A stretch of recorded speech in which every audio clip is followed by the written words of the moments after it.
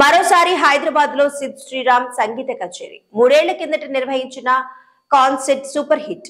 ఇవాళ మీడియాకు వివరాలు తెలియజేసిన సిద్ ఈవెంట్ ప్లానర్. ప్రముఖ సింగర్ సిద్ శ్రీరామ్ హైదరాబాద్ లో లైవ్ కాన్సర్ట్ నిర్వహించబోతున్నాడు.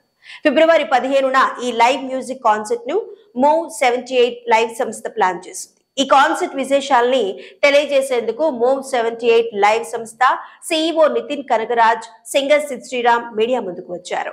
ఈ మేరకు నిర్వహించిన ప్రెస్ మీట్ లో సిద్ శ్రీరామ్ మాట్లాడారు.